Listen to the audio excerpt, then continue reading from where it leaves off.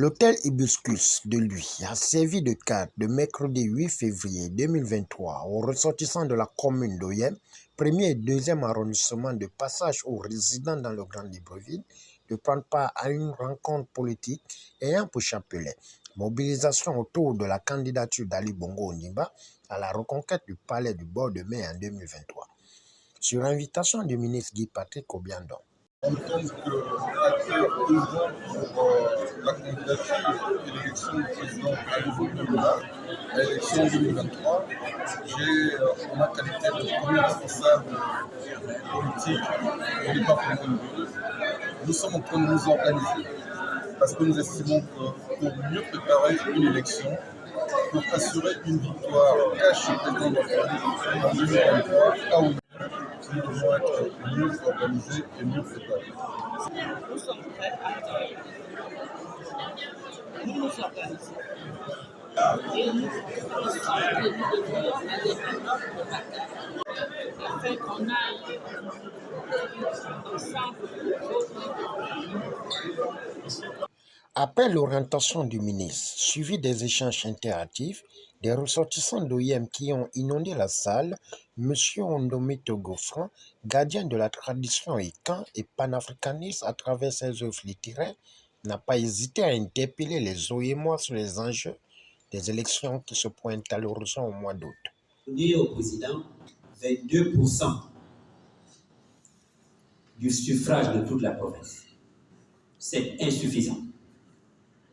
Aujourd'hui, sachez-le, la commande qui est faite à notre province est d'atteindre 60%. Le secrétariat exécutif du parti s'est prononcé maintes fois là-dessus. Le OLTM doit donner aux candidats du parti 60% du suffrage. Alors, lorsque vous regardez le poids politique au niveau de la province, le département du Wolof en général a 60% des inscrits de la province. 60%.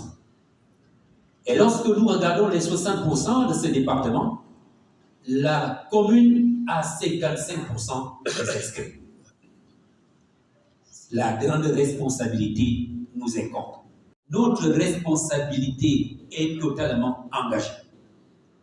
La province du Wolof repose sur le département du Wolof et le département du Wolof repose sur la commune d'Oyem.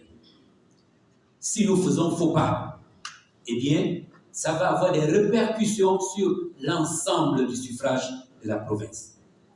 60%, ce n'est pas rien. Mais ce n'est pas impossible. Mais puisque en 2005, le Wolof est sorti premier en termes de suffrage par rapport à l'élection de feu président Omar Bongo. Ce sont les mêmes hommes, ce sont les mêmes familles.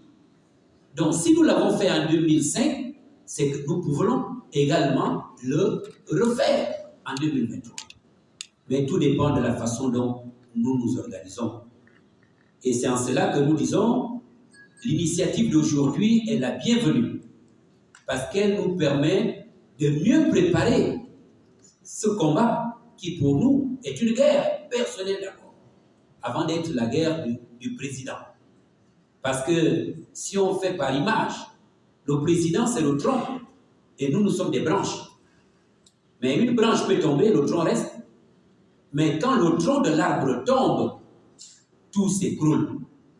Nous devons donc avoir ça à l'esprit que cette élection est capitale pour notre commune.